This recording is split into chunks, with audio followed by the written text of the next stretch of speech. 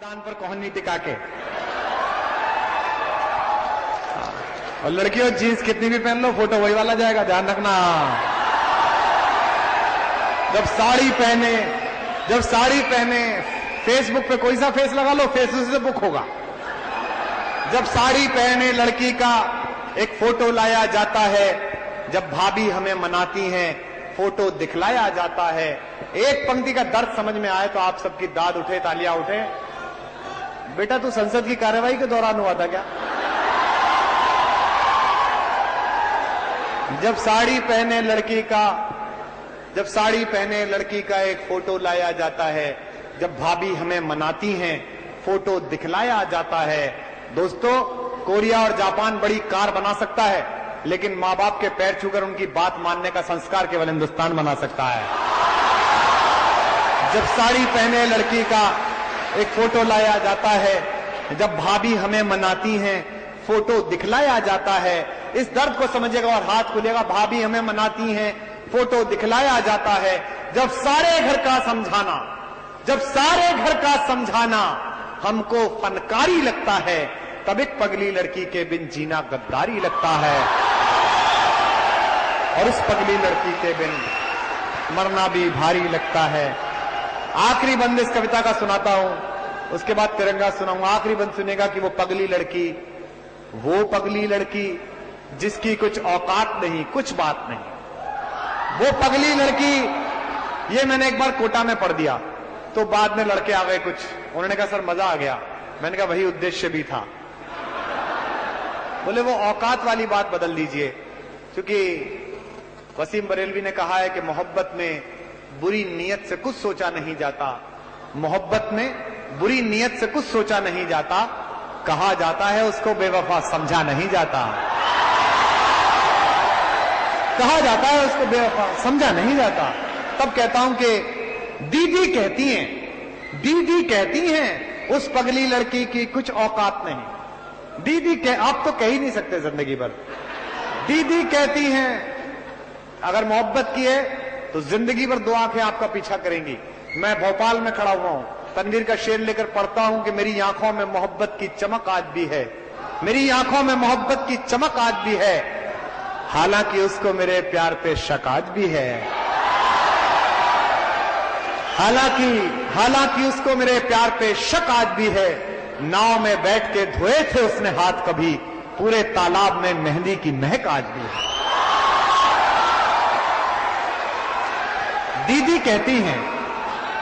दीदी कहती हैं उस पगली लड़की की कुछ औकात नहीं। उसके दिल में भैया तेरे जैसे प्यारे जज्बात नहीं। वो पगली लड़की मेरी खातिर 9 दिन भूखी रहती है। वो पगली लड़की मेरी खातिर 9 दिन इसरो, पेंटागन, नासा तीनों लग जाए रिसर्च करने पे, 100 साल लगा दें, इसके बाद भी करवा चौथ का लॉजिक ढूंढ के नहीं ला सकते। मतलब महिला भूखी रहती है, पुरुष का स्वास्थ्य बनता है। यह टेक्नोलॉजी हिंदुस्तान में ही है कि गाय के भूसा छोड़ देने से सांड की पर्सनैलिटी में निखार आ गया। वाह साहब वाह, अद्भुत कार्यक्रम है इस देश का। दीदी कहती, अच्छा क्या करो साहब, काम ऐसा है। मैं नोएडा में रहता हूं, वो रात को 3 बजे एक दिन जाड़े में 3 बजे रात को मेरे नौकर ने कहा कि साहब वो चौधरी साहब आए। एक हमारे चौधरी साहब है, करोड़पति हैं, 150-200 करोड़ का मुआवजा निकला है उनका, तो जमीनें खरीदी है बदायूं में। बोले वो सब चौधरी साहब आए। तो मैं बाहर गया तो देखा जाड़े में स्कॉर्पियो में आगे चौधरी बैठा हुआ, उसके मुंह से भयंकर महक आ रही अच्छी वाली। अच्छा, स्कॉर्पियो, सफारी, बुलेरो, ये कुछ गाड़ियां ऐसी हैं इनमें बैठ के जाओ तो ऐसा महसूस होता है जैसे हमला करने जा रहे हैं। कोई अच्छी फीलिंग नहीं आती, वो अच्छा काम करने जा रहे हो। ऐसा लगता है तो आज मार के आएंगे या मर के आएंगे। तो मैं तो वैसे ही डरता हूं। एक बार मैंने अपने पिताजी से कहा जी मैं सफारी खरीद लूं क्या? बोले तुम तो वैसे भी काफी बदतमीज हो, गाड़ी क्यों खरीदना चाह रहे हो।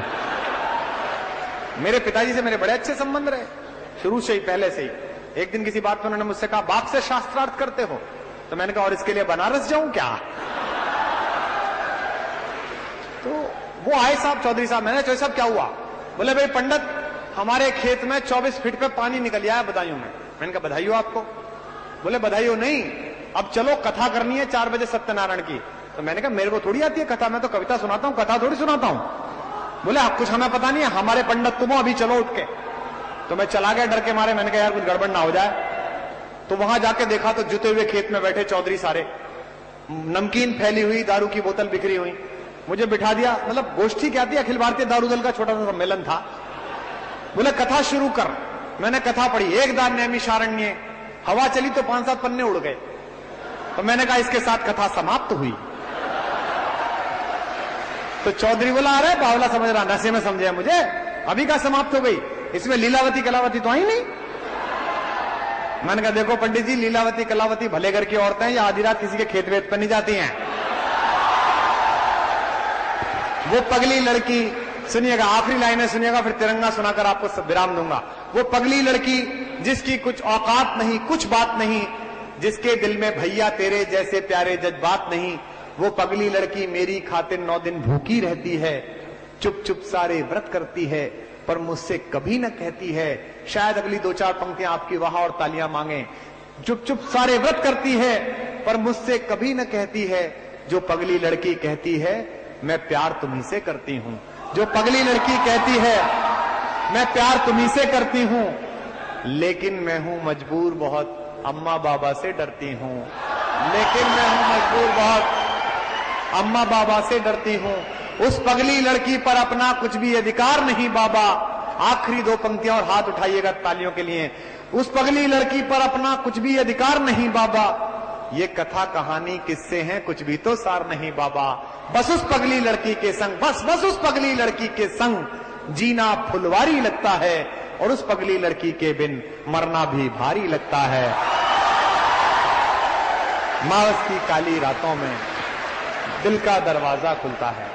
पिछले 1.25 घंटे में मैंने कोशिश की कि मैं आपको मोहब्बत सुनाऊं, मैं आपको ठा के सुनाऊं, लेकिन अब जो मैं सुना रहा हूं, मैं इस परिसर में पहली बार आया हूं, और किसी परिसर में मुझे दूसरी बार जाना है या नहीं, मैं इस बात से तय करता हूं कि जो मैं अगली कविता सुना रहा हूं इस पर कैसा रिस्पॉन्स आया है। मैं आपसे उम्मीद करता हूं जितने लोग हैं, अगर मैंने थोड़ा भी ठीक सुनाया हो तो इस अगली कविता के लिए आप में से कोई ना बोले, जो ऊपर भी जो बोल रहे हैं उनको भी चुप कर लें। एक कविता मैं सुनाना चाह रहा हूं जिसने मुझे प्रतिष्ठा दिलाई है। इन 2 सालों में बदला क्या है? जितने यहां नौजवान हमारे दोस्त बैठे हैं, आप सोच के देखिए इन 2 सालों में क्या बदला। इन 2 सालों में यह बदला कि घर पर बैठकर ये बात करने वाले लोग के इस देश का कुछ हो नहीं सकता, आजकल चौराहे पर बैठकर बात करते हैं कि यार कुछ हो तो सकता है, कुछ बदल तो सकता है, पानी टूट तो रहा है, हवा हिल तो रही है, मौसम में गर्माहट आ तो रही है। मैं उस परिवर्तन का साक्षी हूं, उस परिवर्तन का एक हिस्सा हूं आपकी तरह ही। रामलीला मैदान से जब 13 दिन बाद हम उतरे तो पत्रकारों ने पूछा कि आपको क्या मिला, आप तो कवि थे, आपको सब पसंद करते थे, आप इनके साथ क्यों लग गए अन्ना हजारे के? मैंने कहा हमको ये मिला। मैंने 4 पंक्तियां करुण जी की आपके लिए सुनाई, सुनिएगा, निवेदन करता हूं कि कुछ देशभक्ति के मंत्र यहां, कुछ देशभक्ति के मंत्र यहां हमने आकर बांचे तो हैं, कुछ देशभक्ति के मंत्र यहां हमने आकर बांचे तो हैं, हम देशद्रोह के विषधर के थन पर चढ़कर नाचे तो हैं, हम देशद्रोह के विषधर के। अभी भी कुछ लोगों के हाथ बंधे हुए थे, अगली 2 पंक्तियों में पूरे सदन के हाथ खुले दिखाई दें। हम देशद्रोह के विषधर के फन पर चढ़कर नाचे तो हैं, भ्रष्टाचार के अंधड़ को आगे बढ़ ललकारा तो है, धीमा ही सही तमाचा पर इसके मुंह पर मारा तो है।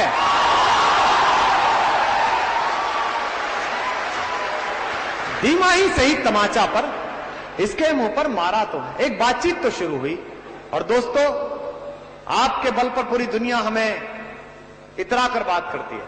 मैं दुनिया के 19 मुल्कों में गया हूं सुधीर जी, आप भी न्यूयॉर्क गए होंगे, मेरा पसंदीदा शहर है। 28 अप्रैल को फिर जा रहा हूं। मेट्रो में चलिए तो पड़ोस में बैठा हुआ आदमी पूछता है from which country you are? मैं कहता हूं आई एम फ्रॉम इंडिया। वो कहता है Indians, very good engineers, very good doctors, very good chartered accountants. इतनी इज्जत कमाई है हमने। मैं सपना देखता हूं कि 10 साल बाद मैं न्यूयॉर्क जाऊं और मेरे पड़ोस में बैठा हुआ आदमी पूछे from which country you are, मैं कहूं आई एम फ्रॉम इंडिया। वो कहे Indians, very good leaders, very clean politicians, very clean politics.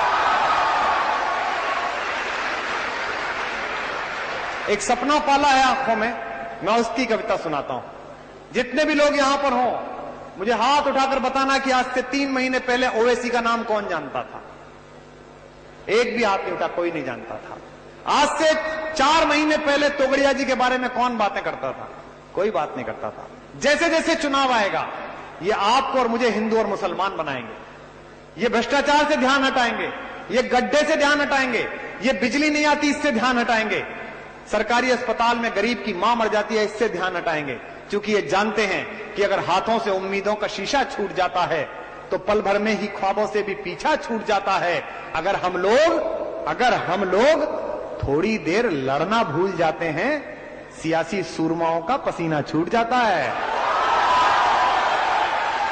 सियासी सूरमाओं का पसीना छूट जाता है। मैं कविता सुना रहा हूं आपको इस एकता की। इस कैंपस से बाहर आप 10 साल बाद मुझे जहां भी मिले, नोएडा मिले, हैदराबाद मिले, बेंगलोर मिले, मुझे लगना चाहिए कि इस कैंपस में आपने मेरी कविता सुनी थी। आप हिंदू मुस्लिम एकता के साथ थे, आप हिंदुस्तान की बंद मुट्ठी के साथ थे। दोस्तों, मुझे पता नहीं कि अफजल गुरु मुसलमान था या नहीं। मैं मुसलमानों के नाम पर केवल एक मुसलमान का खानदान जानता हूं, रामेश्वरम के उस मल्लाह के बेटे का खानदान, जो जब तक तीर्थयात्रियों को मंदिर छोड़कर जाता था अपनी नाव से बचपन में, और जितनी देर में तीर्थयात्री परिक्रमा करते थे उतनी देर में नाव में बैठकर फिरिस की किताब पढ़ता था, जिसके एक कान में गीता का श्लोक और दूसरे कान में फिरिस का मंत्र गूंजा है।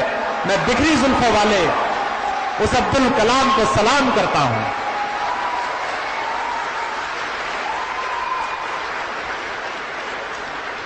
मैं इस देश में रहीम, रसखान और कलाम की परंपरा के मुसलमान जानता हूं। मैं कारगिल गया था आज से 6 साल पहले सर। उस समय देश के तत्कालीन रक्षा मंत्री, आज के महामहिम है प्रणब मुखर्जी। मैं उनसे मिलने गया तो उन्होंने मुझसे कहा कि ओ तुम्हारी कविता उधर प्रिंट पे बहुत लोग गाता, आप बंगाली से बात करो तो मुंह देख के पता चलता है कि रसगुल्ला इन्हीं का बनता होगा। बांग्ला अद्भुत भाषा है। मेरे पड़ोस में एक बंगाली रहता है, उससे कभी भी पूछो, बोले पिताजी कैसे हैं? मोजा में। और माता? मोजा में। मैंने कहा घर में कोई जूते पहनता है कि सभी मोजे में घूम रहे हैं? बंगाली बड़ा अद्भुत। एक दिन मेरे घर आ गया, बोला कुमार बाबू ओ कल हमारे यहाँ भोजन का प्रोग्राम है, आप सब आइएगा शाम को। तो मैंने घर वालों से कहा खाना मत बनाओ, आज भट्टाचार्य खिलाएगा। हम शाम को पहुंचे तो रामकृष्ण परमहंस का फोटो रख के और हारमोनियम लेके धोती बांध के 15-20 बंगाली बैठे और गाना गा रहे, आमार माथा नोत कोर दो चिरोदिनी आमी जे तोमार जे आमी। वो गा गू के उन्होंने 2-2.5 घंटे गाया। उसके बाद सबके हाथ पे थोड़ी थोड़ी मिश्री रखी, बोले भोजन समाप्त हुए। मैंने कहा भोजन कहाँ है? बोले भोजन नहीं भोजन। अरे समझे ना? नहीं समझे तो प्रणब बाबू ने मुझसे कहा कि ओ तोमार कविता उधर बहुत गाता, तो तुम जाओ उधर। मैंने कहा जी मैं दादा मैं जाता हूं। तो मैं गया, जनवरी का महीना था। मैं करीब 25 दिन रहा सीमा में, सेना के साथ रहा, कारगिल और अग्रिम मोर्चे पर रहा। बड़ी सर्दी है वहां, दिन में -20 टेम्परेचर, रात को -30। नहाना धोना छोड़िए, धोना पोंछना मुहाल है। तुम गलत क्या समझते हो रे? मैं मुंह धोने की बात कर रहा था, तुम पता नहीं क्या आवाज आप।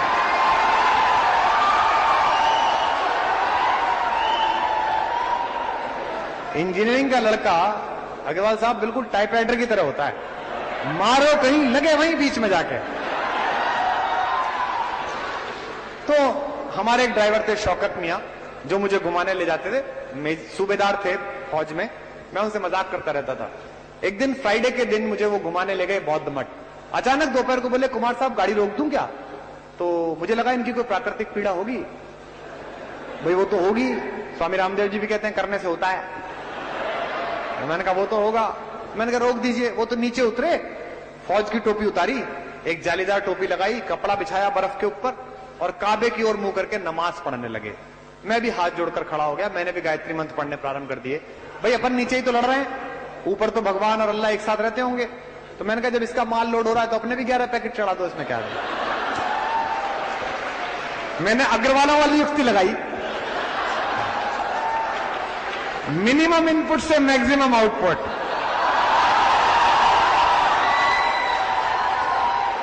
This is called Agarwalism. ये एक नई आप देखिए, ये रिसाइकलिंग सिखा रही है अमेरिका। आज इनको आप समझ में आई। आप किसी अग्रवाल का परिवार देख लीजिए, रिसाइकलिंग के बाप है वहां। 1000 करोड़ का टर्नओवर हो जाए अग्रवाल साहब का। फिर भी उनके घर में जो 10 रुपए का टूथब्रश होता है ना, वो आगे से फैल जाए तो भाभी जी फेंकती नहीं है,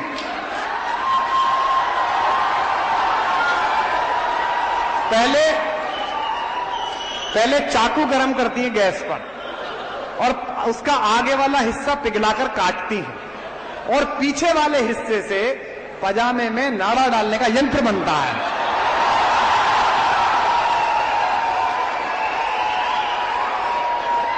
दिस इज कॉल्ड रिसाइकलिंग की भी रिसाइकलिंग। आप देखो किसी भी अग्रवाल के यहां अगर कोई पजामा किसी सांस्कृतिक दुर्घटना में फट जाए तो वो फेंका नहीं जाता, उसकी टांगें काटी जाती हैं, दोनों तरफ से सिल के उसमें नाड़ा डाला जाता है और गोल वाले तकिए का कवर बनाया जाता है। तो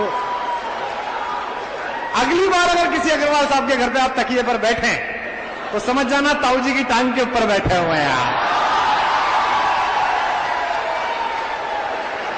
इसे कहते हैं, देखो बेटा देसी रहो देसी। मैं बहुत सामान्य कस्बे का एक गरीब मास्टर का बेटा हूं, देसी रहा, उसी से मैं आगे बढ़ा।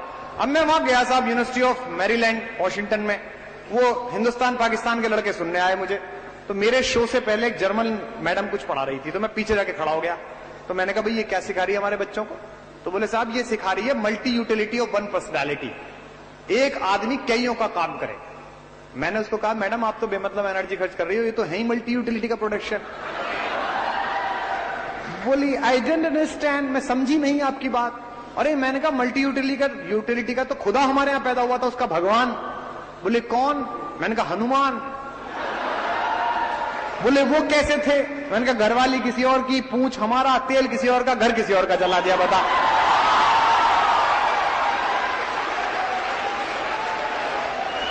इसे कहते हैं मल्टीटास्किंग, जो हम कर सकते हैं।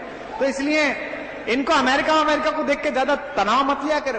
अरे साहब ब्रेन ड्रेन हो गया, भारत के लड़के अमेरिका चले गए, कोई फर्क नहीं पड़ता। हिंदुस्तान के बेटे बेटियां सब सितारे हैं, सितारा जहां जाता है वहीं से रोशनी अपने घर तक फेंकता है, कोई दिक्कत नहीं, कोई फर्क नहीं पड़ता। ये क्या अमेरिका से देना? 200 साल पहले खोजा गया देश है ये था थोड़ी। कोलंबस हमसे मिलने निकला था, वो घरवाली से लड़ाई होगी तो दूसरी तरफ चला गया, तो वहां ये मिल गए खोजे हुए। जिस समय इसी मध्य भारत में जहां आप बैठे हैं, इसी से थोड़ा नीचे गोलकुंडा की खान में एक भारत माता के गर्भ से कोहिनूर का बड़ा पत्थर निकला था। पूरी दुनिया के पास इतना पैसा नहीं था कि उसकी कीमत दे सके। 4 टुकड़े हुए तब तो ये दुनिया इस औकात में आई कि उसकी कीमत लगा सके। हिंदुस्तान ऐसा था उस वक्त पर, भारत वहां पहुंचा हुआ था।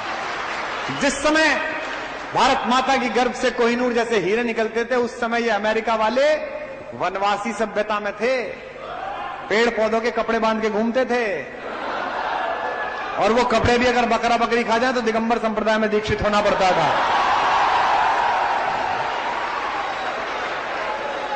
ये FTV उन्हीं दिनों का चैनल है इनका, तभी से लाइव प्रसारण कर रहा है। मैं एक दिन एक सोशल एक्टिविस्ट के घर गया तो रात को MTV देख रहा। अबे मैंने कहा ये क्या कर रहा है? और बोले कुमार जी मैं देख रहा हूं, देखिए कितनी गरीबी है, बच्चियों ने कितने कम कपड़े पहन रखे हैं। मैंने कहा फिर 71 नंबर पे FTV देख, वहां ग्लोबल गरीबी आती है, पूरे विश्व में ही गरीबी फैली पड़ी है। लोग कहते हैं अमेरिका का संकट, क्या अमेरिका का तनाव लेना? जिस माइक्रोसॉफ्ट में 46% हिंदुस्तान के बेटे बेटियां हैं, जिस दिन भारत माता वापस बुला लेगी, दुनिया की विंडो छोड़ डोर खुलनी बंद हो जाएंगे। तब एक कविता सुनाता हूं, सुनेगा।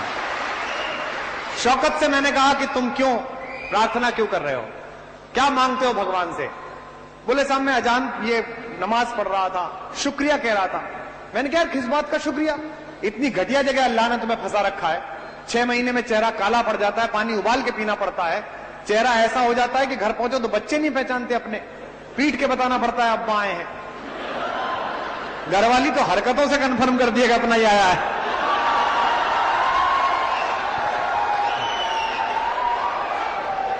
मैंने कहा हमको हनुमान जी अगर फंसाते हम तो हनुमान जी से लड़ मरे कि खुद तो मंगलवार को चने खा रहे हो, हमें यहां फंसा रखा है।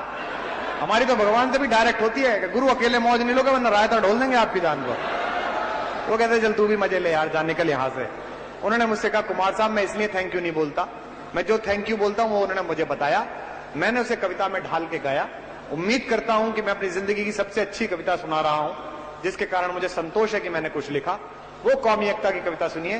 सीमा पर खड़ा हुआ आदमी क्या मांगता है। दामिनी का शव लेने तो प्रधानमंत्री और सोनिया गांधी पहुंच गए, लेकिन हेमराज का शव बिना सिर का आया तो उसे लेने नहीं पहुंचे, क्योंकि फौजी वोट नहीं देता, फौजी से वोट नहीं बनती।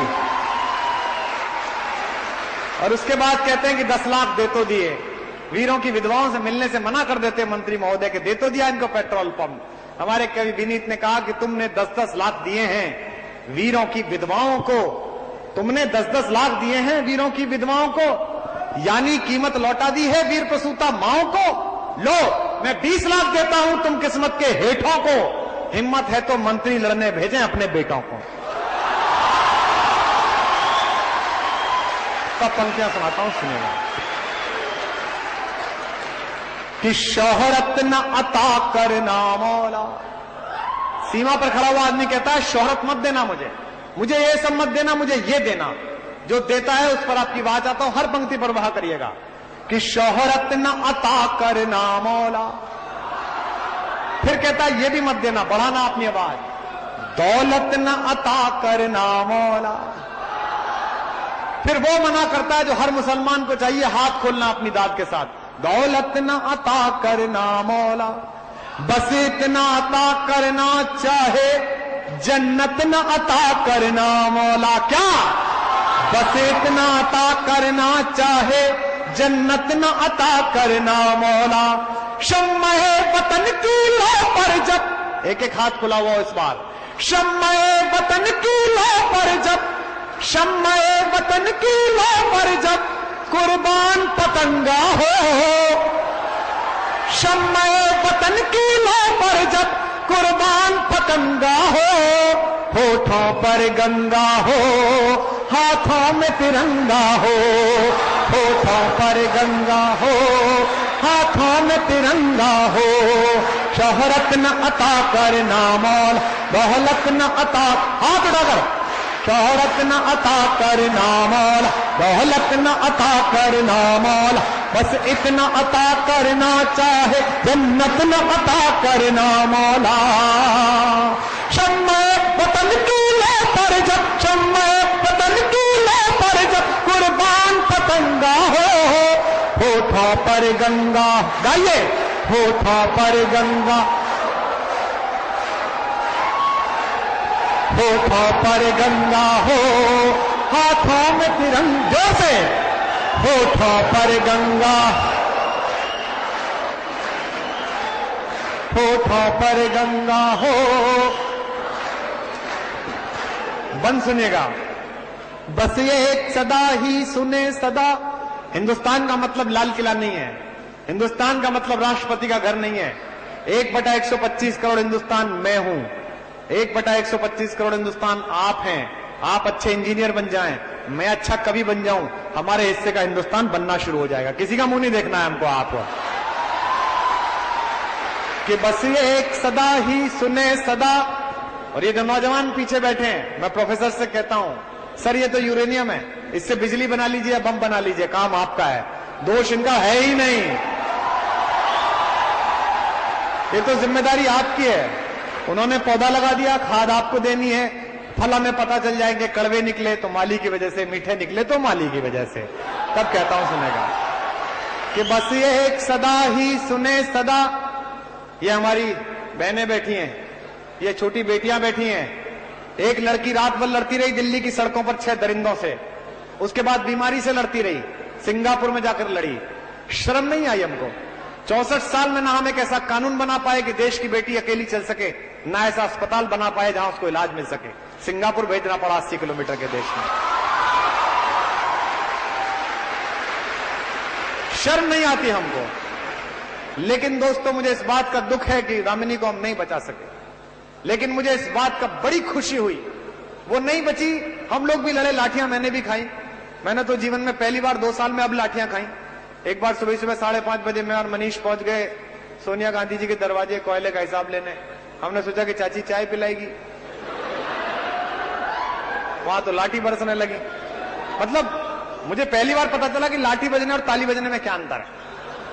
मतलब ताली में वाह वाह होती है, लाठी में आह आह होती है। और बहुत दिन तक होती है, और किसी विशेष दिशा से हवाएं चले तो उसी समय होने लगती है। लेकिन एक बात मैं पूछना चाह रहा हूं, आप में से पता नहीं कौन कहां कितना बड़ा आदमी बनेगा। ये जो सेलिब्रिटी बनता है, ये जो बड़ा आदमी जिसे आप कहते हैं, जिसको हजारों लोग सुनते हैं, देखने आते हैं, जिसका टिकट लगता है, ये किसका बनाया हुआ है?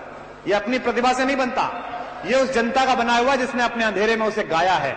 अगर मैं कुमार विश्वास बनाऊं तो उन लाखों लड़के लड़कियों के कारण जिन्होंने अपने मोबाइल में कोई दीवाना कहता है सुना रात रात भर, उनकी वजह से बनाऊं। लेकिन मुझे दुख इस बात का है कि जब ये सेलिब्रिटी बन जाता है और सरकार और सरोकार में से किसी एक को चुनने का समय आता है तो ये सरकार के साथ खड़ा हो जाता है। दामिनी का हम नहीं बचा पाए, उसका शव आया, वो जीवित नहीं आ पाई। लेकिन मुझे इस बात की खुशी है कि सबसे पहली बार 64 साल के इतिहास में पहली बार विजय चौक पर सुबह ही सुबह जवान लड़के लड़कियों ने दरवाजे पर जाकर लात मारी कि दरवाजा खोलिए, महामहिम हम मिलने के लिए आए हैं। ये पहली बार हुआ हिंदुस्तान में, उस दरवाजे पर कोई नहीं पहुंचा था। तब कहता हूं सुने कि बस ये एक सदा ही सुने सदा बर्फीली मस्त हवाओं में। रेल में वाईफाई लगवा रहे हैं, अरे चाय वाय मिल नहीं रही, वाईफाई लगवा दे यार। कि बस ये एक सदा ही सुने सदा बर्फीली मस्त हवाओं में, बस ये एक दुआ ही उठे सदा जलते तपते सहराओं में।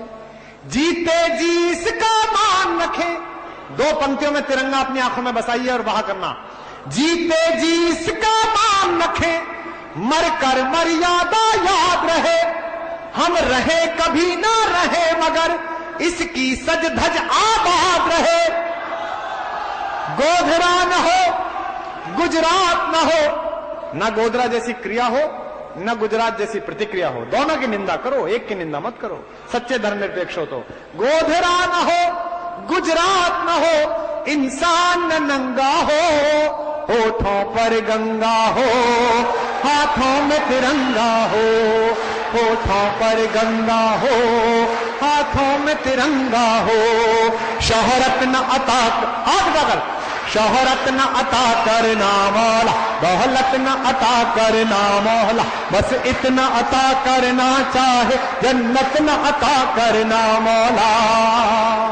शम्मे वतन की लो पर जब, शम्मे वतन की लो पर जब कुर्बान पतंगा हो, होठों पर हाथ, होठों से हाथों, होठों पर गंगा हो हाथों में तिरंगा। आखिरी बंद सुनाता हूं, सुनेगा कि गीता का ज्ञान सुने न सुने। राज्यसभा में चले गए सचिन तेंदुलकर जी, जब ये लड़कियां लड़ रही थी विजय चौक पर। आपके चौके और छक्के पर तालियां हमने बजाई थी सर, राजीव शुक्ला ने नहीं बजाई थी। क्या ये अच्छा होता कि आप एयरपोर्ट से उतर के इन लड़कियों के साथ कंधे से कंधा मिला के लड़ने के लिए आ जाते, तो पूरा हिंदुस्तान आपकी 100 सेंचुरी नहीं 1000 सेंचुरियां मान लेता। कि गीता का ज्ञान सुने न सुने, इस धरती का यशगान सुने। इस आंदोलन ने एक नए प्रकार के सामाजिक नेतृत्व को पैदा किया है। एक फटी हुई कमीज, घिसी हुई पैंट और चप्पल में घूमने वाला आईआईटी का लड़का जो पहले दिन कहता है कि कल मैं कुछ फाइल खोलूंगा, तो 15-20 बड़े बड़े लोगों को नींद आनी बंद हो जाती है। एक नया मुहावरा बदला है। तब कहता हूं कि गीता का ज्ञान सुने न सुने, इस धरती का यशगान सुने। अगर कभी आपसे फेसबुक पर, चौराहे पर, किसी महफिल में कोई आदमी ये कहे कि ये सब गलत हो रहा है, इससे चक्कर में मत पड़िए, अपना काम करिए। इसलिए ध्यान रखना, कल चंद्रशेखर आजाद का बलिदान दिवस था। एक खराब बात बोल रहा हूं एक अच्छे कैंपस में, माफ कर दीजिए, लेकिन कहीं उसका संदेश अच्छा है इसलिए दाद दे देना, अपनी तालियां दे देना। मुझे भी बहुत मिलते हैं प्रवचन देने वाले। एयरपोर्ट पे उतरो तो सुंदर सी पत्नी, टेडी बियर जैसे 2 बच्चे, कुमार साहब आपके साथ फोटो खिंचवा लें? जी बिल्कुल खिंचवाइए। फिर पूछते हैं और कैसा चल रहा है आपका आंदोलन? मैंने कहा आप इजराइल में रहते? नहीं जी मैं तो यही रहता हूं। मैंने कहा फिर मेरा कहां से हो गया आंदोलन? दोस्तों, इस परिवर्तन की बड़ी लड़ाई में अपने हिसाब से साथ रहना, किसी भी पार्टी में रहना, किसी भी तरीके से काम करना, लेकिन इस परिवर्तन को जिंदा रखना। ये आंधी न थमे, क्योंकि ये कभी कोई आपसे बात कहे कि आप गलत कर रहे हो तो उससे ये कहना कि दिन भर गली में रोटी पर, बोटी पर और कुतिया पर लड़ने वाले कुत्ते भी रात को चोर घुसता है तो एक आवाज में भौंकते हैं, हमारे देश में तो डकैत घुसा हुआ है, इसलिए हमें तो भौंकना पड़ेगा, हमारे पास और कोई ऑप्शन नहीं बचा है। तब पढ़ता हूं कि गीता का ज्ञान सुने न सुने, मत करना पूजा पाठ, हिंदू मुस्लिम सिख ईसाई, 4 आखिरी लाइन पढ़ रहा हूं। बहुत बहुत धन्यवाद, आपने अच्छा सुना। कि गीता का ज्ञान सुने न सुने, इस धरती का यशगान सुने, हम शब्द कीर्तन सुन न सके। अमेरिका जाइए, ओबामा साहब जब पहली बार राष्ट्रपति बने थे, उसके 2 साल बाद मैं गया था पहली बार, तो एक डॉक्टर साहब है, उन्होंने मेरे सम्मान में भोज दिया।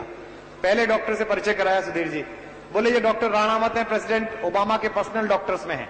मैं खड़ा होकर हाथ मिलाया। थोड़ी देर बाद फिर दूसरा डॉक्टर आया, डॉक्टर मेहरा है, प्रेसिडेंट ओबामा के एनेस्थीसिस्ट हैं। मैं फिर हाथ मिलाया।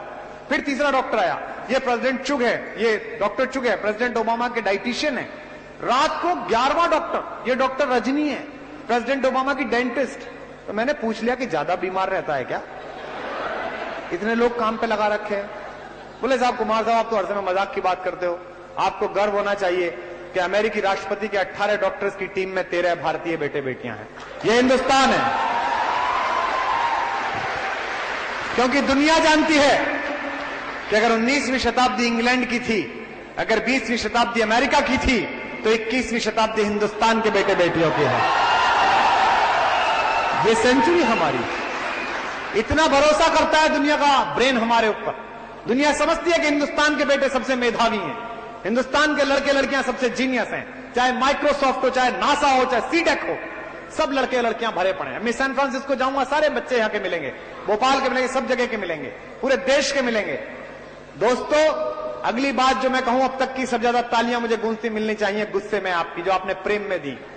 दुनिया का सबसे शक्तिशाली मुल्क का सबसे दबंग नेता भारतीय बेटे बेटियों की प्रतिभा के सहारे बेहोशी में अपना शरीर छोड़ देता है कि करो इलाज।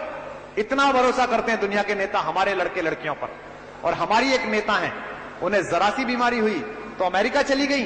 आप हमारे बेटों पर भरोसा नहीं करती, और मैं आपके बेटे पर भरोसा करके उसे देश सौंप दूं?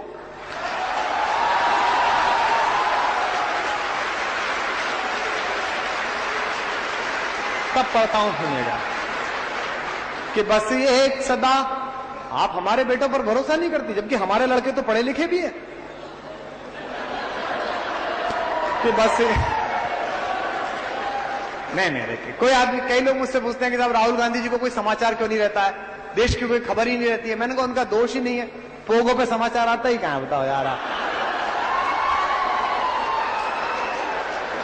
कि बस ये एक सदा ही सुने सदा, बर्फीली मस्त हवाओं में। अगली पंक्ति सिखों को सौंपता हूं। इस महफिल में भी एक सरदार बैठा हुआ है, पगड़ी को सौंपता हूं इसकी को। बड़ा इतिहास है, बड़ा बलिदान है इनका। 1.25 लाख से एक लड़ा हूं। दोस्तों, पूरी दुनिया के इतिहास में इतना बड़ा बलिदान नहीं हुआ। दशमेश गुरुजी के 4 लड़के थे, 2 कंधार की लड़ाई में काम आए, 2 सरहिंद की दीवार में चुनवा दिया औरंगजेब ने। और जब माता सुंदरी ने कहा आखिरी 2 बेटे भी जाते हैं, इनको तो बचा लो, तो गुरुजी ने कहा 4 मुए तो क्या हुआ, जीवित कई हजार, मेरे हजारों बेटे बेटियां जिंदा हैं अभी, कोई बात नहीं है। यह गुरुजी का कथन था। दिल्ली के सिंहासन पर भी एक सरदार बैठा हुआ है, भगवान उसे असरदार और बना दे, बस तब कहता हूं सुने कि बस ये एक सदा ही सुने सदा, बर्फीली मस्त हवाओं में। वहां करिएगा चारों पंक्तियों पर कि बस ये एक सदा ही सुने सदा, बर्फीली मस्त हवाओं में। गीता का ज्ञान सुने न सुने, इस धरती का यशगान सुने, हम शब्द कीर्तन सुन न सके, भारत मां का जयगान सुने। और आखिरी 3 पंक्तियां अपने काव्य पाठ के पढ़ता हूं, आखिरी 3 पंक्तियां पढ़ता हूं, आखिरी 2 पंक्ति इस्लाम को सौंपता हूं। लोग कहते हैं दहशतगर्दी इस्लाम फैला रहा है, पता नहीं कहां से पढ़ के आए हैं, इस कुरान के कौन से सफे पढ़े हैं आतंकवादियों ने। मैंने भी कुरान पढ़ी है सर, मैंने तो उस जगह से पढ़ी है जहां सल्लल्लाहु अलैहि वसल्लम हुजूर मोहम्मद साहब ये कहते हैं, लकुम दीनकुम वली दीन, मैं तेरे लिए रास्ता छोड़ता हूं, तू मेरे लिए रास्ता छोड़, यही दीन है, यही मजहब है, यही इस्लाम है। वहां से पढ़ना चाहिए। हम शब्द कीर्तन सुन न सके, भारत मां का जयगान सुने। परवरदिगार मैं तेरे द्वार पर ले पुकार ये कहता हूं। ये पंक्ति आपके मन में ठग से लगे तो आखिरी दो पंक्तियों को संभाल कर मुझे विदा करिए। परवरदिगार मैं तेरे द्वार पर ले पुकार ये कहता हूं, चाहे अजान ना सुने कान पर जय जय हिंदुस्तान सुने। चाहे अजान ना सुने कान पर जय जय हिंदुस्तान सुने। ताल दीजिए।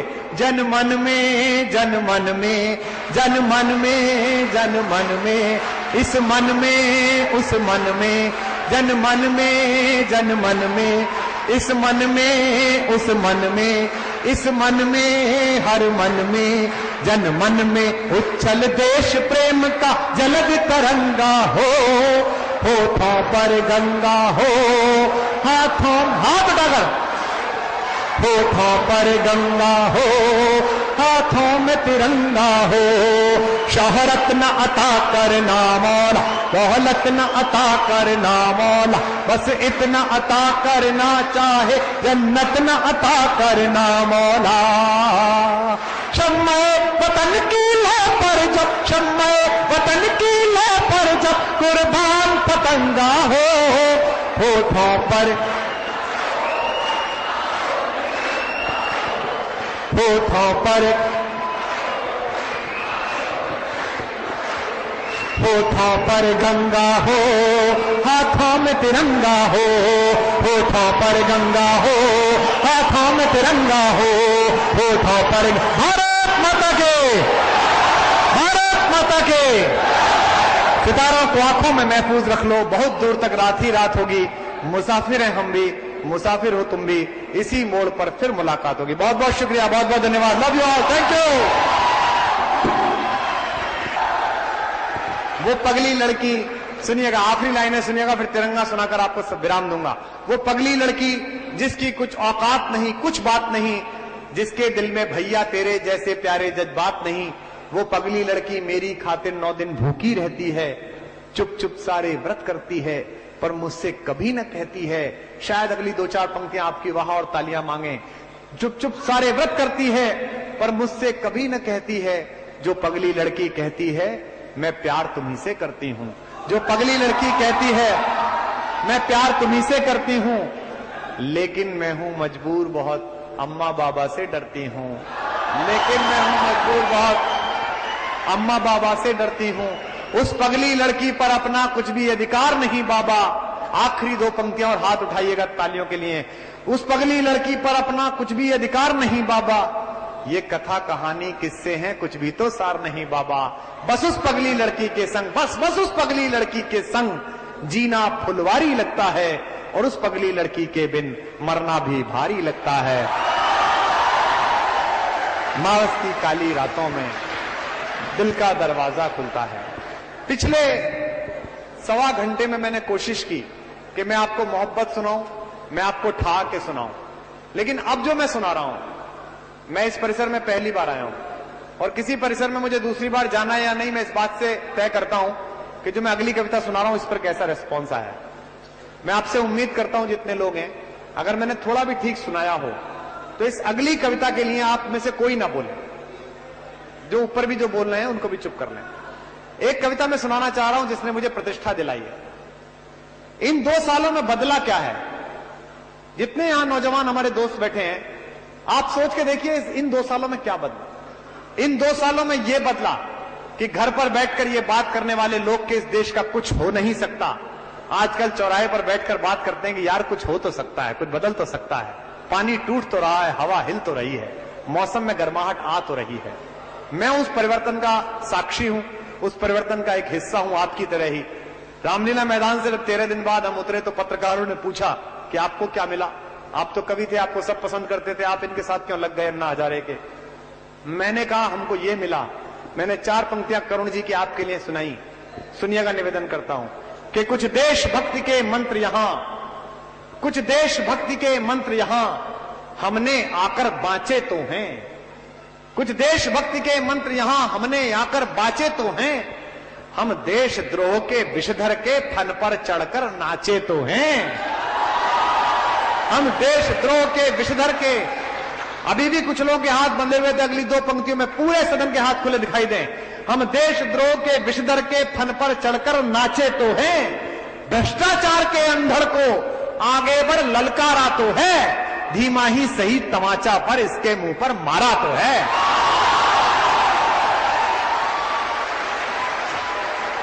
धीमा ही सही तमाचा पर इसके मुंह पर मारा तो है। एक बातचीत तो शुरू हुई, और दोस्तों आपके बल पर पूरी दुनिया हमें इतरा कर बात करती है। मैं दुनिया के 19 मुल्कों में गया हूं सुधीर जी, आप भी न्यूयॉर्क गए होंगे, मेरा पसंदीदा शहर है। 28 अप्रैल को फिर जा रहा हूं। मेट्रो में चलिए तो पड़ोस में बैठा हुआ आदमी पूछता है, from which country you are? मैं कहता हूं आई एम फ्रॉम इंडिया।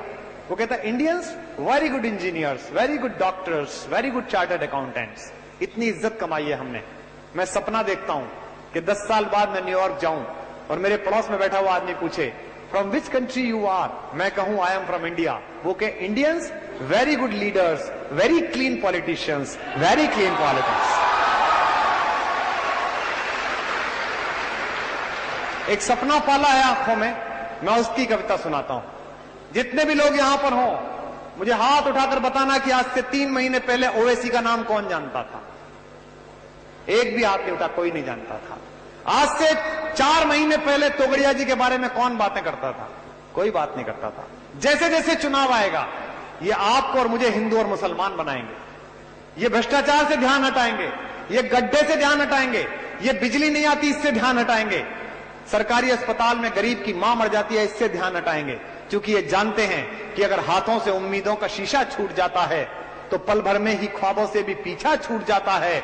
अगर हम लोग थोड़ी देर लड़ना भूल जाते हैं, सियासी सूरमाओं का पसीना छूट जाता है। सियासी सूरमाओं का पसीना छूट जाता है। मैं एक कविता सुना रहा हूं आपको इस एकता की। इस कैंपस से बाहर आप 10 साल बाद मुझे जहां भी मिले, नोएडा मिले, हैदराबाद मिले, बेंगलोर मिले, मुझे लगना चाहिए कि इस कैंपस में आपने मेरी कविता सुनी थी। आप हिंदू मुस्लिम एकता के साथ थे, आप हिंदुस्तान की बंद मुट्ठी के साथ थे। दोस्तों, मुझे पता नहीं कि अफजल गुरु मुसलमान था या नहीं। मैं मुसलमानों के नाम पर केवल एक मुसलमान का खानदान जानता हूं, रामेश्वरम के उस मल्लाह के बेटे का खानदान, जो जब तक तीर्थयात्रियों को मंदिर छोड़कर जाता था अपनी नाव से बचपन में, और जितनी देर में तीर्थयात्री परिक्रमा करते थे उतनी देर में नाव में बैठकर फिरिस की किताब पढ़ता था, जिसके एक कान में गीता का श्लोक और दूसरे कान में फिरिस का मंत्र गूंजा है। मैं बिखरी जुल्फों वाले उस अब्दुल कलाम को सलाम करता हूं।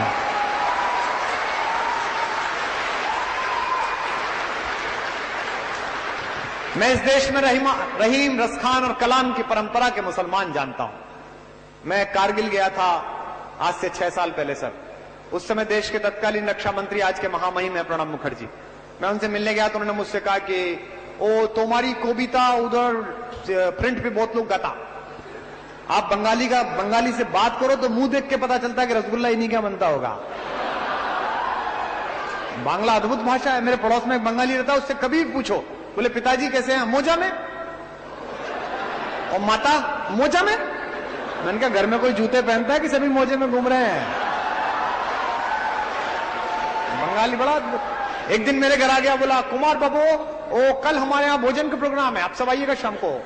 तो मैंने घर वालों से कहा खाना मत बनाओ, आज भट्टाचार्य खिलाएगा। हम शाम को पहुंचे तो रामकृष्ण परमहंस का फोटो रख के और हारमोनियम लेके धोती बांध के 15-20 बंगाली बैठे और गाना गा रहे, आमार माथा नोत कोर दो है, चिरोदिनी आमी जे तोमार तोमार जे आमी। वो गा गू के उन्होंने 2-2.5 घंटे गाया। उसके बाद सबके हाथ पे थोड़ी थोड़ी मिश्री रखी, बोले भोजन समाप्त हुए। मैंने कहा भोजन कहाँ है? बोले भोजन नहीं, भोजन। अरे समझे ना, नहीं समझे। तो प्रणब बाबू ने मुझसे कहा कि ओ तोमार कविता उधर बहुत गाता, तो तुम जाओ उधर। मैंने कहा जी मैं दादा मैं जाता हूं। तो मैं गया, जनवरी का महीना था। मैं करीब 25 दिन रहा सीमा में, सेना के साथ रहा, कारगिल और अग्रिम मोर्चे पर रहा। बड़ी सर्दी है वहां, दिन में -20 टेम्परेचर, रात को -30। नहाना धोना छोड़िए, धोना पोंछना मुहाल है। तुम गलत क्या समझते हो रे? मैं मुंह धोने की बात कर रहा था, तुम पता नहीं क्या आवाज आप।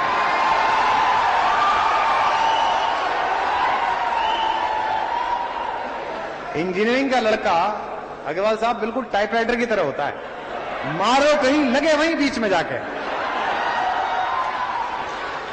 तो हमारे एक ड्राइवर थे शौकत मियां, जो मुझे घुमाने ले जाते थे, सूबेदार थे फौज में, मैं उनसे मजाक करता रहता था। एक दिन फ्राइडे के दिन मुझे वो घुमाने ले गए बौद्ध मठ। अचानक दोपहर को बोले, कुमार साहब गाड़ी रोक दूं क्या? तो मुझे लगा इनकी कोई प्राकृतिक पीड़ा होगी। भाई वो तो होगी, स्वामी रामदेव जी भी कहते हैं करने से होता है। मैंने कहा वो तो होगा। मैंने कहा रोक दीजिए। वो तो नीचे उतरे, फौज की टोपी उतारी, एक जालीदार टोपी लगाई, कपड़ा बिछाया बर्फ के ऊपर और काबे की ओर मुंह करके नमाज पढ़ने लगे। मैं भी हाथ जोड़कर खड़ा हो गया, मैंने भी गायत्री मंत्र पढ़ने प्रारंभ कर दिए। भाई अपन नीचे ही तो लड़ रहे हैं, ऊपर तो भगवान और अल्लाह एक साथ रहते होंगे। तो मैंने कहा जब इसका माल लोड हो रहा है तो अपने भी 11 पैकेट चढ़ा दो, इसमें क्या है। मैंने अग्रवालों वाली युक्ति लगाई, मिनिमम इनपुट से मैक्सिमम आउटपुट।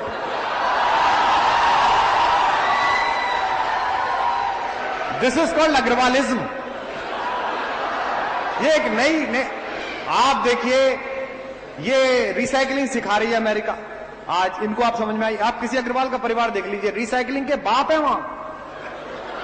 1000 करोड़ का टर्नओवर हो जाए अग्रवाल साहब का, फिर भी उनके घर में जो 10 रुपए का टूथब्रश होता है ना, वो आगे से फैल जाए तो भाभी जी फेंकती नहीं है।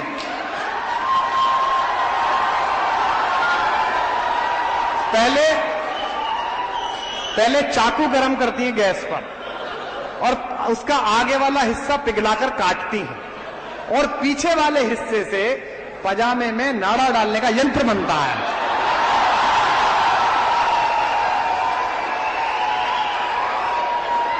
दिस इज कॉल्ड रिसाइकलिंग की भी रिसाइकलिंग। आप देखो किसी भी अग्रवाल के यहां अगर कोई पजामा किसी सांस्कृतिक दुर्घटना में फट जाए तो वो फेंका नहीं जाता, उसकी टांगें काटी जाती हैं, दोनों तरफ से सिल के उसमें नाड़ा डाला जाता है और गोल वाले तकिए का कवर बनाया जाता है। तो अगली बार अगर किसी अग्रवाल साहब के घर पे आप तकिए पर बैठे तो समझ जाना ताऊ जी की टांग के ऊपर बैठे हुए हैं आप।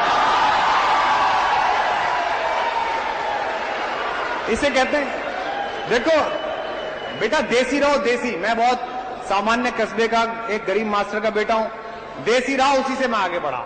अब मैं वहां गया साहब यूनिवर्सिटी ऑफ मैरीलैंड वॉशिंगटन में, वो हिंदुस्तान पाकिस्तान के लड़के सुनने आए मुझे। तो मेरे शो से पहले एक जर्मन मैडम कुछ पढ़ा रही थी, तो मैं पीछे जाके खड़ा हो गया। तो मैंने कहा भाई ये क्या सिखा रही है हमारे बच्चों को? तो बोले साहब ये सिखा रही है multi utility of one personality, एक आदमी कईयों का काम करे। मैंने उसको कहा मैडम आप तो बेमतलब एनर्जी खर्च कर रही हो, ये तो है ही मल्टी यूटिलिटी का प्रोडक्शन। बोली आई डिडंट अंडरस्टैंड, मैं समझी नहीं आपकी बात। अरे मैंने कहा मल्टी यूटिलिटी का तो खुदा हमारे यहां पैदा हुआ था, उसका भगवान। बोले कौन? मैंने कहा हनुमान। बोले वो कैसे थे? मैंने कहा घरवाली किसी और की, पूंछ हमारा, तेल किसी और का, घर किसी और का जला दिया, बता।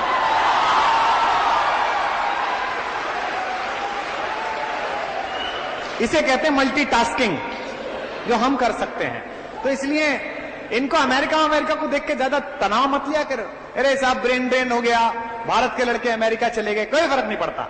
हिंदुस्तान के बेटे बेटियां सब सितारे हैं, सितारा जहां जाता है वहीं से रोशनी अपने घर तक फेंकता है, कोई दिक्कत नहीं, कोई फर्क नहीं पड़ता। और ये क्या अमेरिका से डरना? 200 साल पहले खोजा गया देश है ये था थोड़ी। कोलंबस हमसे मिलने निकला था, वो घरवाली से लड़ाई होगी तो दूसरी तरफ चला गया, तो वहां ये मिल गए खोजे हुए। जिस समय इसी मध्य भारत में जहां आप बैठे हैं, इसी से थोड़ा नीचे गोलकुंडा की खान में एक भारत माता के गर्भ से कोहिनूर का बड़ा पत्थर निकला था। पूरी दुनिया के पास इतना पैसा नहीं था कि उसकी कीमत दे सके। 4 टुकड़े हुए तब तो ये दुनिया इस औकात में आई कि उसकी कीमत लगा सके। हिंदुस्तान ऐसा था उस वक्त पर, भारत वहां पहुंचा हुआ था। जिस समय भारत माता की गर्भ से कोहिनूर जैसे हीरे निकलते थे, उस समय ये अमेरिका वाले वनवासी सभ्यता में थे, पेड़ पौधों के कपड़े बांध के घूमते थे, और वो कपड़े भी अगर बकरा बकरी खा जाए तो दिगंबर संप्रदाय में दीक्षित होना पड़ता था।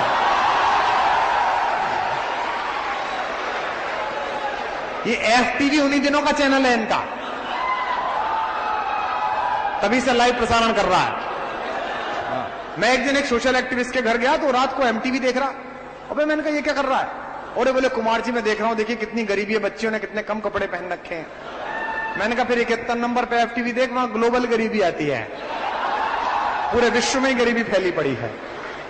लोग कहते हैं अमेरिका का संकट, क्या अमेरिका का तनाव लेना। जिस माइक्रोसॉफ्ट में 46% हिंदुस्तान के बेटे बेटियां हैं, जिस दिन भारत माता वापस बुला लेगी, दुनिया की विंडो छोड़ डोर खुलनी बंद हो जाएंगे। अब एक कविता सुनाता हूं, सुनिएगा।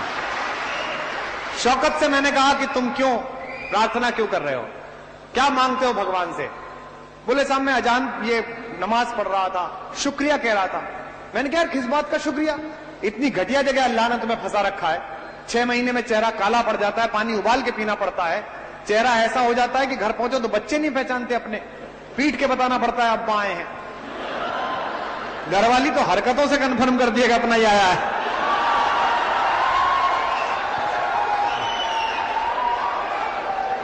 मैंने कहा हमको हनुमान जी अगर फंसाते हम तो हनुमान जी से लड़ मरे कि खुद तो मंगलवार को चने खा रहे हो, हमें यहां फंसा रखा है। हमारी तो भगवान से भी डायरेक्ट होती है कि गुरु अकेले मौज नहीं लोगे वरना रायता ढोल देंगे आपकी जान को।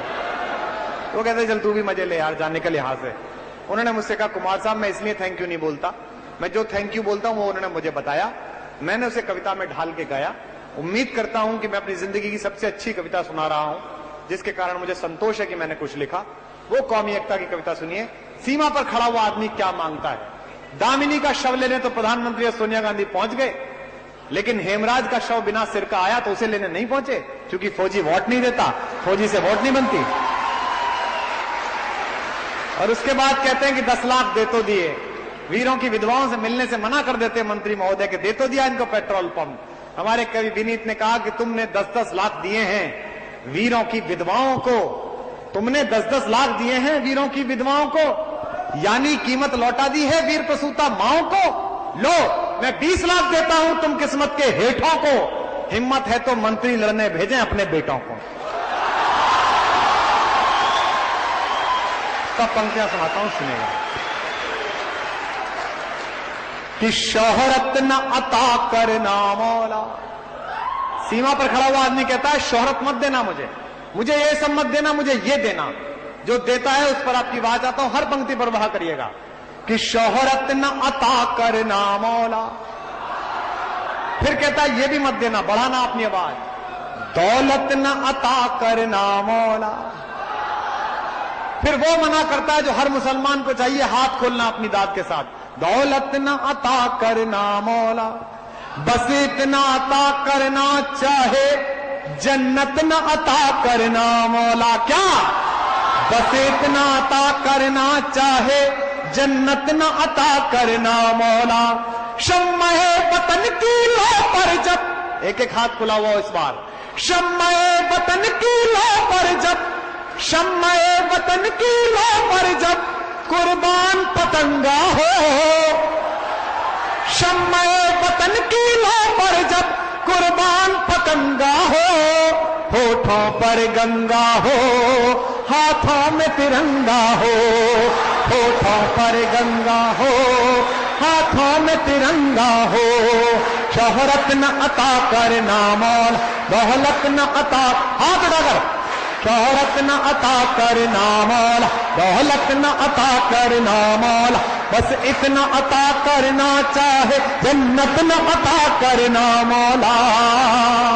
शम्मे वतन की लो पर जब, शम्मे वतन की लो पर जब कुर्बान पतंगा हो। होठों पर गंगा, गाइए। होठों पर गंगा, होठों पर गंगा हो, हाथों में तिरंगा। जोर से। होठों पर गंगा, होठों पर गंगा हो। बंद सुनिएगा। बस ये एक सदा ही सुने सदा। हिंदुस्तान का मतलब लाल किला नहीं है, हिंदुस्तान का मतलब राष्ट्रपति का घर नहीं है। 1/125 करोड़ हिंदुस्तान मैं हूं, 1/125 करोड़ हिंदुस्तान आप हैं। आप अच्छे इंजीनियर बन जाएं, मैं अच्छा कवि बन जाऊं, हमारे हिस्से का हिंदुस्तान बनना शुरू हो जाएगा। किसी का मुंह नहीं देखना है हमको। आपको कि बस ये एक सदा ही सुने सदा।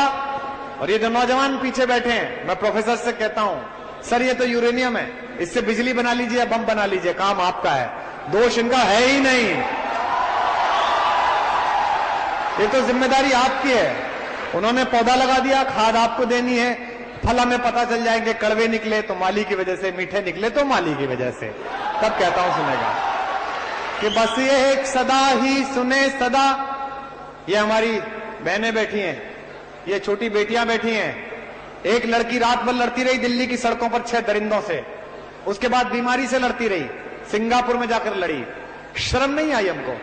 64 साल में ना हम एक ऐसा कानून बना पाए कि देश की बेटी अकेली चल सके, ना ऐसा अस्पताल बना पाए जहां उसको इलाज मिल सके।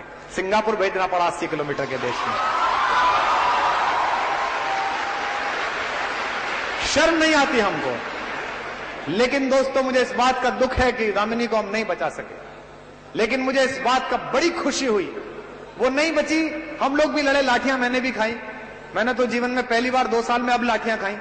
एक बार सुबह 5:30 बजे मैं और मनीष पहुंच गए सोनिया गांधी जी के दरवाजे कोयले का हिसाब लेने। हमने सोचा कि चाची चाय पिलाएगी, वहां तो लाठी बरसने लगी। मतलब मुझे पहली बार पता चला कि लाठी बजने और ताली बजने में क्या अंतर है। अगर ताली में वाह वाह होती है, लाठी में आह आह होती है, और बहुत दिन तक होती है, और किसी विशेष दिशा से हवाएं चले तो उसी समय होने लगती है। लेकिन एक बात मैं पूछना चाहता हूं, आप में से पता नहीं कौन कहां कितना बड़ा आदमी बनेगा। ये जो सेलिब्रिटी बनता है, ये जो बड़ा आदमी जिसे आप कहते हैं, जिसको हजारों लोग सुनते हैं, देखने आते हैं, जिसका टिकट लगता है, ये किसका बनाया हुआ है? ये अपनी प्रतिभा से नहीं बनता, ये उस जनता का बनाया हुआ जिसने अपने अंधेरे में उसे गाया है। अगर मैं कुमार विश्वास बनाऊं तो उन लाखों लड़के लड़कियों के कारण जिन्होंने अपने मोबाइल में कोई दीवाना कहता है सुना रात रात भर, उनकी वजह से बनाऊं। लेकिन मुझे दुख इस बात का है कि जब ये सेलिब्रिटी बन जाता है और सरकार और सरोकार में से किसी एक को चुनने का समय आता है, तो ये सरकार के साथ खड़ा हो जाता है। दामिनी का हम नहीं बचा पाए, उसका शव आया, वो जीवित नहीं आ पाई। लेकिन मुझे इस बात की खुशी है कि सबसे पहली बार 64 साल के इतिहास में पहली बार विजय चौक पर सुबह ही सुबह जवान लड़के लड़कियों ने दरवाजे पर जाकर लात मारी कि दरवाजा खोलिए महामहिम, हम मिलने के लिए आए हैं। ये पहली बार हुआ हिंदुस्तान में, उस दरवाजे पर कोई नहीं पहुंचा था। तब कहता हूं सुनेगा कि बस ये एक सदा ही सुने सदा, बर्फीली मस्त हवाओं में। रेल में वाईफाई लगवा रहे हैं, अरे चाय वाय मिल नहीं रही, वाईफाई लगवा दे यार। कि बस ये एक सदा ही सुने सदा, बर्फीली मस्त हवाओं में। बस ये एक दुआ ही उठे सदा, जलते तपते सहराओं में। जीते जी इसका मान रखें, 2 पंक्तियों में तिरंगा अपनी आंखों में बसाइए और वहां करना। जीते जी इसका मान रखें, मरकर मर्यादा याद रहे। हम रहे कभी ना रहे मगर इसकी सज धज आबाद रहे। गोधरा न हो, गुजरात न हो, न गोधरा जैसी क्रिया हो, न गुजरात जैसी प्रतिक्रिया हो। दोनों की निंदा करो, एक की निंदा मत करो, सच्चे धर्मनिरपेक्ष हो तो। गोधरा न हो, गुजरात न हो, इंसान न नंगा हो। होठों पर गंगा हो, हाथों में तिरंगा हो। होठों पर गंगा हो, हाथों में तिरंगा हो।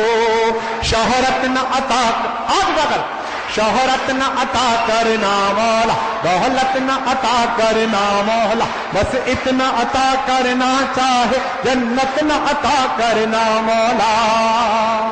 शम्मे वतन की लो पर जब, शम्मे वतन की लो पर जब, कुर्बान पतंगा हो। होठों पर हाथ, होठों जैसे हाथों, होठों पर गंगा हो, हाथों में तिरंगा। आखिरी बंद सुनाता हूं, सुनेगा कि गीता का ज्ञान सुने न सुने। राज्यसभा में चले गए सचिन तेंदुलकर जी, जब ये लड़कियां लड़ रही थी विजय चौक पर। आपके चौके और छक्के पर तालियां हमने बजाई थी सर, राजीव शुक्ला ने नहीं बजाई थी। क्या ही अच्छा होता कि आप एयरपोर्ट से उतर के इन लड़कियों के साथ कंधे से कंधा मिला के लड़ने के लिए आ जाते, तो पूरा हिंदुस्तान आपकी 100 सेंचुरी नहीं 1000 सेंचुरियां मान लेता। कि गीता का ज्ञान सुने न सुने, इस धरती का यशगान सुने। इस आंदोलन ने एक नए प्रकार के सामाजिक नेतृत्व को पैदा किया है। एक फटी हुई कमीज, घिसी हुई पैंट और चप्पल में घूमने वाला आईआईटी का लड़का जो पहले दिन कहता है कि कल मैं कुछ फाइल खोलूंगा, तो 15-20 बड़े बड़े लोगों को नींद आनी बंद हो जाती है। एक नया मुहावरा बदला है, तब कहता हूं कि गीता का ज्ञान सुने न सुने, इस धरती का यशगान सुने। अगर कभी आपसे फेसबुक पर, चौराहे पर, किसी महफिल में कोई आदमी ये कहे कि सब गलत हो रहा है, इससे चक्कर में मत पड़िए, अपना काम करिए। इसलिए ध्यान रखना, कल चंद्रशेखर आजाद का बलिदान दिवस था। एक खराब बात बोल रहा हूं एक अच्छे कैंपस में, माफ कर दीजिए, लेकिन कहीं उसका संदेश अच्छा है इसलिए दाद दे देना, अपनी तालियां दे देना। मुझे भी बहुत मिलते हैं प्रवचन देने वाले। एयरपोर्ट पे उतरो तो सुंदर सी पत्नी, टेडी बियर जैसे 2 बच्चे, कुमार साहब आपके साथ फोटो खिंचवा लें? जी बिल्कुल खिंचवाइए। फिर पूछते हैं और कैसा चल रहा है आपका आंदोलन? मैंने कहा आप इजराइल में रहते? नहीं जी मैं तो यही रहता हूं। मैंने कहा फिर मेरा कहां से हो गया आंदोलन? दोस्तों, इस परिवर्तन की बड़ी लड़ाई में अपने हिसाब से साथ रहना, किसी भी पार्टी में रहना, किसी भी तरीके से काम करना, लेकिन इस परिवर्तन को जिंदा रखना। ये आंधी न थमे, क्योंकि ये कभी कोई आपसे बात कहे कि आप गलत कर रहे हो तो उससे ये कहना कि दिन भर गली में रोटी पर, बोटी पर और कुतिया पर लड़ने वाले कुत्ते भी रात को चोर घुसता है तो एक आवाज में भौंकते हैं। हमारे देश में तो डकैत घुसा हुआ है, इसलिए हमें तो भौंकना पड़ेगा। हमारे पास और कोई ऑप्शन नहीं बचा है। तब पढ़ता हूं कि गीता का ज्ञान सुने न सुने, मत करना पूजा पाठ। हिंदू मुस्लिम सिख ईसाई 4 आखिरी लाइन पढ़ रहा हूं। बहुत बहुत धन्यवाद, आपने अच्छा सुना। कि गीता का ज्ञान सुने न सुने, इस धरती का यशगान सुने। हम शब्द कीर्तन सुन न सके। अमेरिका जाइए, ओबामा साहब जब पहली बार राष्ट्रपति बने थे, उसके 2 साल बाद मैं गया था पहली बार, तो एक डॉक्टर साहब है, उन्होंने मेरे सम्मान में भोज दिया। पहले डॉक्टर से परिचय कराया सुधीर जी, बोले ये डॉक्टर राणावत है, प्रेसिडेंट ओबामा के पर्सनल डॉक्टर्स में है। मैं खड़ा होकर हाथ मिलाया। थोड़ी देर बाद फिर दूसरा डॉक्टर आया, डॉक्टर मेहरा है, प्रेसिडेंट ओबामा के एनेस्थीसिस्ट हैं। मैं फिर हाथ मिलाया। फिर तीसरा डॉक्टर आया, ये प्रेसिडेंट चुग है, ये डॉक्टर चुग है, प्रेसिडेंट ओबामा के डाइटिशियन है। रात को 11वां डॉक्टर, ये डॉक्टर रजनी है, प्रेसिडेंट ओबामा की डेंटिस्ट। तो मैंने पूछ लिया कि ज्यादा बीमार रहता है क्या, इतने लोग काम पे लगा रखे हैं? बोले साहब, कुमार साहब आप तो हर समय मजाक की बात करते हो, आपको गर्व होना चाहिए कि अमेरिकी राष्ट्रपति के 18 डॉक्टर्स की टीम में 13 भारतीय बेटे बेटियां हैं। ये हिंदुस्तान है। क्योंकि दुनिया जानती है कि अगर 19वीं शताब्दी इंग्लैंड की थी, अगर 20वीं शताब्दी अमेरिका की थी, तो 21वीं शताब्दी हिंदुस्तान के बेटे बेटियों की है। ये सेंचुरी हमारी। इतना भरोसा करता है दुनिया का ब्रेन हमारे ऊपर। दुनिया समझती है कि हिंदुस्तान के बेटे सबसे मेधावी हैं, हिंदुस्तान के लड़के लड़कियां सबसे जीनियस हैं। चाहे माइक्रोसॉफ्ट हो, चाहे नासा हो, चाहे सीडेक हो, सब लड़के लड़कियां भरे पड़े हैं। मैं सैन फ्रांसिस्को जाऊंगा, सारे बच्चे यहां के मिलेंगे, भोपाल के मिलेंगे, सब जगह के मिलेंगे, पूरे देश के मिलेंगे। दोस्तों, अगली बात जो मैं कहूं, अब तक की सबसे ज्यादा तालियां मुझे गूंजती मिलनी चाहिए गुस्से में आपकी, जो आपने प्रेम में दी। दुनिया का सबसे शक्तिशाली मुल्क का सबसे दबंग नेता भारतीय बेटे बेटियों की प्रतिभा के सहारे बेहोशी में अपना शरीर छोड़ देता है कि करो इलाज। इतना भरोसा करते हैं दुनिया के नेता हमारे लड़के लड़कियों पर। और हमारी एक नेता है, उन्हें जरा सी बीमारी हुई तो अमेरिका चली गई। आप हमारे बेटों पर भरोसा नहीं करती और मैं आपके बेटे पर भरोसा करके उसे देश सौंप दूं?